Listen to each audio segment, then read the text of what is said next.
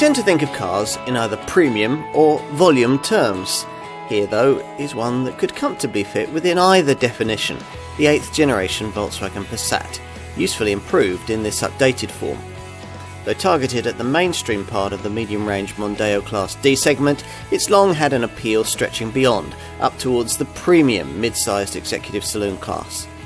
Global buyers like that, and the result is a worldwide favourite the Wolfsburg maker simply can't afford to get wrong. Hence the subtle changes made to this enhanced B8 series design, which include improved engineering, extra driver assist technology, updated media connectivity, and smarter looks. Volkswagen is very good at creating a premium driving experience. It always has been with the Passat, so it is perhaps appropriate that the revised version of this 8th generation model was the first car in the company's range to showcase a whole new generation of media and active driving assist technology. The car's latest travel assist system now allows level 2 partially autonomous driving at speeds of up to 130 miles an hour, and the adaptive cruise control system's now predictive, meaning that it can anticipate and adapt to road conditions before you reach them. All of which clues you up for what you're in for here, a driving experience that in every way is prioritised towards laid-back comfort, exactly as a typical Passat user would want. Refinement and ride quality are difficult to better in this class, even if you're stretched to a contender with a posh premium badge. The flip side of that is that no version of this car is able to offer up a really memorable handling package. Mind you, typical Passat owners would probably be mystified by why such a thing would ever be needed. For them, a model of this kind is there for the journey, not for the way it should be driven. Those who disagree and find themselves in search of a car in the mainstream part of this sector will find that a Mondeo or a Mazda 6 will better suit their needs. Even if you're minded to prefer a car of that sort, it's also worth trying this one, for its other attributes are telling. On a typical British B-road, this Passat just flows beautifully. Yes, there's a touch more body roll than some rivals exhibit, but for the most part, it's expertly disguised by a supple, languid rhythm that soon has you covering ground in a quick, safe and relaxed manner, aided by accurate, if not especially feelsome, steering.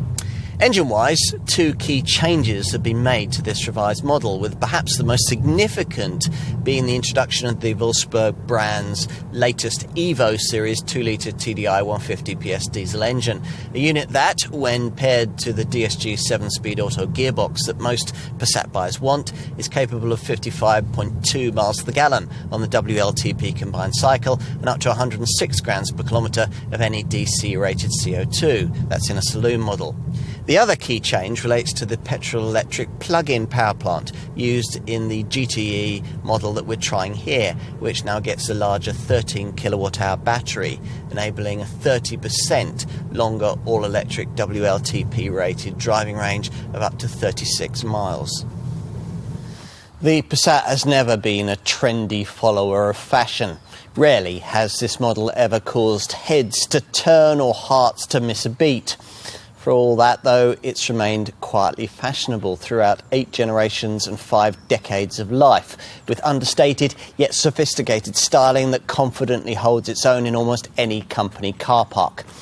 That's fine for lauding it over volume brand Mondeo market rivals, but it's never been quite enough to lure many buyers away from the premium pavement presence of D-segment models from BMW, Audi or Mercedes. In the future, with the Passat model line, we can expect that to change. And even now, with this slightly revised version of the Mark 8 B8 series design, there are signs that Volkswagen is starting to imbue this car with a little more premium DNA.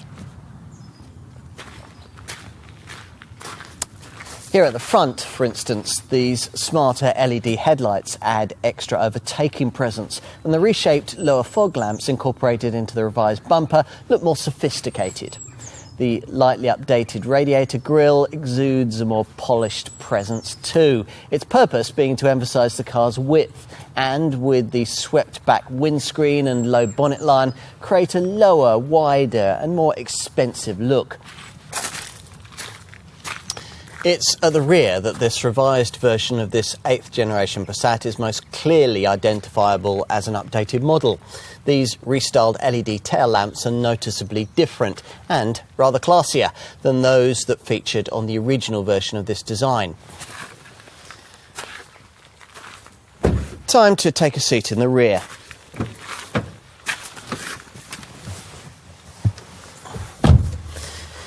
Now, if you're familiar with the Passat, but for some reason haven't yet tried this post-2015 8th generation version, you might be favourably impressed at the amount of space on offer back here, enhanced by the lengthier wheelbase. It was increased by 79mm, and the extra 12mm of width that were incorporated into this B8 series design. It's still difficult to comfortably seat an adult in the middle, though, because of the height of this prominent raised centre transmission tunnel. But it's a significantly roomier space than it would be in a premium badge D-segment model, like, for instance, this car's Audi A4 close cousin.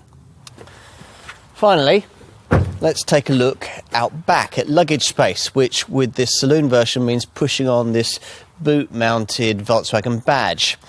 Once the boot is open, you'll find that it offers a very decent 586-litre capacity, though bear in mind that this falls to just 402 litres with this GTE plug-in model because of the batteries that must sit beneath the boot floor.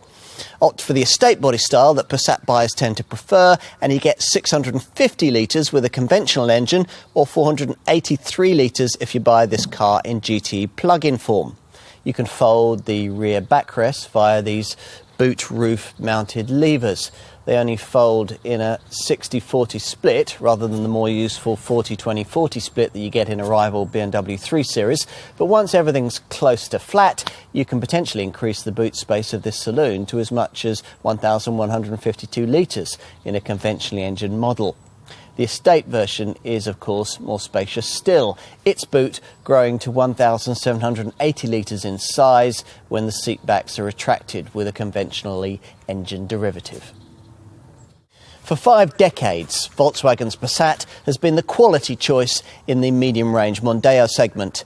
It's a model that for many bridges the gap between the type of company or family car they might feel they have to drive, something like a Mondeo or an Insignia, and the BMW 3 Series style compact executive saloon they'd really rather have. You'll need to be prepared to pay quite a bit more than you would for an equivalent Mondeo, Insignia or Superb. And if you're not buying the estate, this saloon body style is significantly less versatile than the hatch format that you get with those cars.